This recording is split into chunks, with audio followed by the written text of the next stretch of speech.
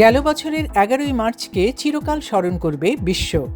Corona ভাইরাসকে বিশ্ব মহামারী ঘোষণার 1 বছর পূর্তিতে হাউস অব কমন্সে দেয়া এক বক্তব্যে একথা বলেন প্রধানমন্ত্রী জাস্টিন ট্রুডো।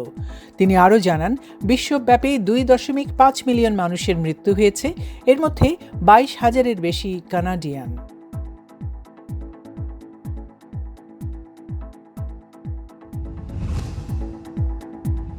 করোনা মহামারীতে আর্থিকভাবে সবচেয়ে বেশি ক্ষতিগ্রস্ত হয়েছেন বেকার তরুণ কানাডিয়ানরা।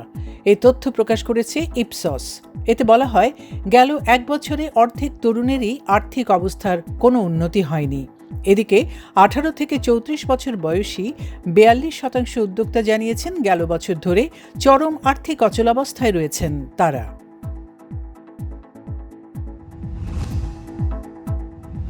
অন্টারিওর ফার্মেসিগুলোতে ভ্যাকসিন কর্মসূচি শুরুর একদিনের মাথায় টিকা পাওয়ার যোগ্যতা প্রশ্নে জটিলতা দেখা দিয়েছে। অভিযোগকারীরা বলেন, অনেকের বয়স 64 হওয়ার পরেও তারা ভ্যাকসিন পাচ্ছেন না, যদিও এর আগে কর্তৃপক্ষ জানায় যাদের বয়স 60 থেকে 65-র মধ্যে তারা সবাই ভ্যাকসিন পাবেন।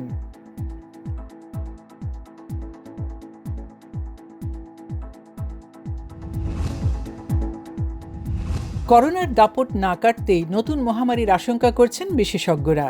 বিশ্ব স্বাস্থ্য সংস্থার জরুরি কর্মসূচি বিভাগের পরিচালক ডক্টর মার্ক রায়ান বলেন, করোনাই সবচেয়ে ভয়ঙ্কর মহামারী না, আরও বড় কিছু আসছে হয়তো।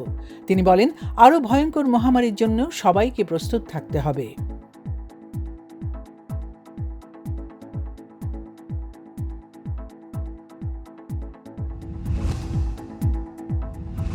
ডেনমার্কে কয়েকজন ভ্যাকসিন গ্রহীতার রক্তে জমাট বাঁধা ও একজনের মৃত্যুর পর সতর্কতামূলক পদক্ষেপ হিসেবে সাময়িক সময়ের জন্য অক্সফোর্ড অ্যাস্ট্রাজেনেকার উদ্ভাবিত করোনা ভাইরাসের ভ্যাকসিন প্রয়োগ স্থগিত করেছে ডেনমার্ক, নরওয়ে ও আইসল্যান্ড।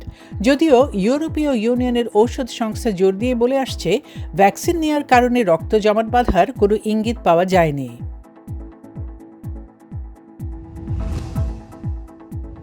বর্ণবাদের অভিযোগ পিছু ছাড়ছে না ব্রিটিশ রাজপরিবারের। এবার অভিযোগ তুলেছেন প্রিন্স হ্যারি ও মেগান মার্কেল। তবে পরিবার ছেড়ে যাওয়া এ দম্পতির এমন অভিযোগ মানতে নারাজ হ্যারির বড় ভাই প্রিন্স উইলিয়াম। রাজপরিবার বর্ণবাদী নয় বলেও সাংবাদিকদের জানান তিনি।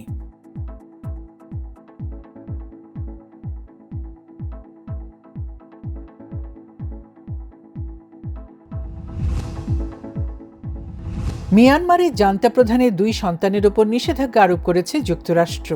দেশটির বাণিজ্য মন্ত্রণালয় এক বিবৃতিতে জানায়, অং পায়েসন এবং খিন থেরিথেন মনের পরিচালিত 6টি প্রতিষ্ঠানও রয়েছে নিষেধাজ্ঞার তালিকায়।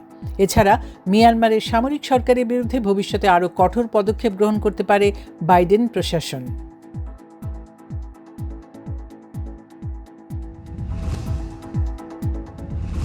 ইসরায়েলের প্রধানমন্ত্রী বেঞ্জামিন নেতানিয়াহু প্রথমবারের মতো সরকারি সফরে সংযুক্ত আরব আমিরাতে যাওয়ার কথা ছিল, তবে ব্যক্তিগত কারণে শেষ মুহূর্তে সফর বাতিল হয়েছে।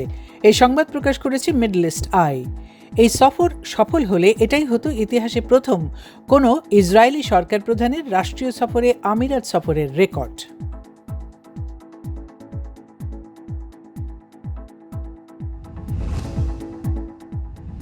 স্বাধীনতার 50 বছর পূর্তি অনুষ্ঠানে সরাসরি অংশ নিতে বাংলাদেশে আসছেন ভারত, মালদ্বীপ, শ্রীলঙ্কা, নেপাল ও ভুটানের রাষ্ট্রপ্রধানরা। এছাড়া চীনের প্রেসিডেন্ট শি জিনপিং ও কানাডার প্রধানমন্ত্রী জাস্টিন ট্রুডো অনলাইনের মাধ্যমে যুক্ত থাকবেন। পররাষ্ট্রমন্ত্রী জানান, পারস্পরিক বন্ধুত্বপূর্ণ সম্পর্ক বাড়াতেই বিভিন্ন দেশের রাষ্ট্রপ্রধানদের আমন্ত্রণ জানানো হয়েছে।